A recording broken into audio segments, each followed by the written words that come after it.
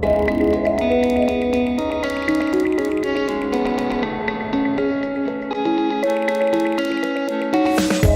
plus de 30 millions d'euros investis en 2017, Vogelis continue à s'engager dans le renouvellement et l'entretien de son patrimoine partout sur le territoire des Vosges. Sur les 51 logements neufs livrés en 2017, 36 sont des logements adaptés aux seniors, comme ici à Corcieux, où les appartements ont été conçus dans le cadre de la création du pôle médical. Je suis atteinte d'une polyarthrite rhumatoïde, donc j'ai demandé chez Vogelis pour avoir un appartement adapté. Puis bon, ben voilà, on m'a proposé celui-ci. Ah, il est super, super, je suis vraiment contente. Il est beau, bien situé. Là, franchement, je dis Vogelis a fait fort. Au niveau technique, c'est une vraie réussite parce que derrière, ça a permis de garder un peu l'esprit du bâtiment en lui-même, d'avoir des logements relativement spacieux puisqu'on atteint des superficies de 75 mètres carrés pour des T3, avec des balcons, avec des vrais beaux espaces et beaucoup de luminosité à l'intérieur des logements. À Docelles, 6 nouveaux pavillons ont été construits pour répondre aux besoins des seniors, comme Françoise, née ici il y a 77 ans et qui avait vraiment besoin de bénéficier du confort d'un logement de plein pied. Tout me plaît, tout sur le même palier, c'est bien. J'ai plus de baignoire, hein. C'est bien. C'est la douche italienne, hein. On peut la prendre toute seule, là.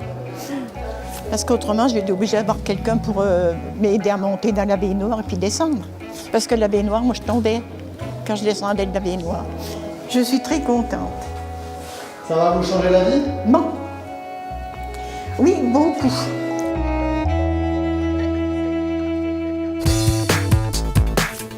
En 2017, Vogelis a également consacré 17 millions d'euros à l'entretien du patrimoine. 5000 logements ont bénéficié de travaux d'adaptation, de désamiantage, de travaux de peinture ou de programmes d'amélioration thermique. 648 logements entièrement réisolés ont ainsi été livrés et 934 autres sont en cours de chantier. Les programmes de construction se poursuivent un peu partout, avec notamment le lancement des premiers chantiers de Néobilis à Archette et à Chantraine. Les premiers bénéficiaires du programme d'accès à la propriété très avantageux devraient rentrer dans leur logement au cours de l'année 2018. Dans les quartiers prioritaires de la ville, Vogelis s'engage également aux côtés des acteurs locaux pour rénover les espaces et réinventer les quartiers.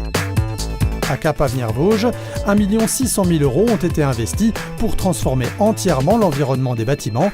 Des petits déjeuners pédagogiques ont alors été organisés pour expliquer les projets aux clients. L'idée, c'est d'être au plus proche du client locataire. On a en tout cas ce devoir-là vis-à-vis du client.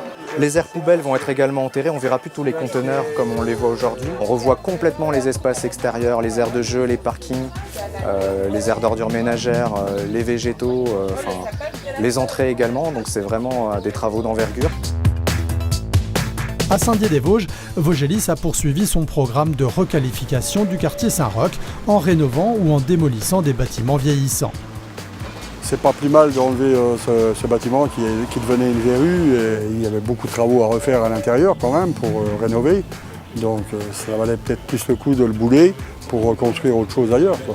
Je pense que tout le monde va en être très heureux.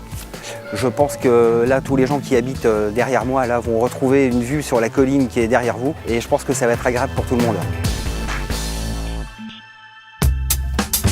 Un programme de requalification du quartier qui se fait en collaboration avec la ville ou les associations locales à travers des projets parfois très ambitieux. La galerie 36e Art a ainsi proposé de faire venir l'artiste espagnol Dulc pour réaliser une immense fresque à Saint-Dié.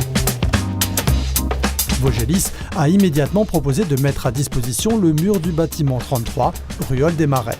Après 5 jours de travail, sous le regard des habitants du quartier, l'artiste a livré une fresque de 100 mètres carrés qui met en scène des animaux fantastiques dans une sorte de réinterprétation de la fable du corbeau et du renard. De quoi redonner des couleurs à ce quartier en pleine mutation et qui n'a pas fini de se transformer.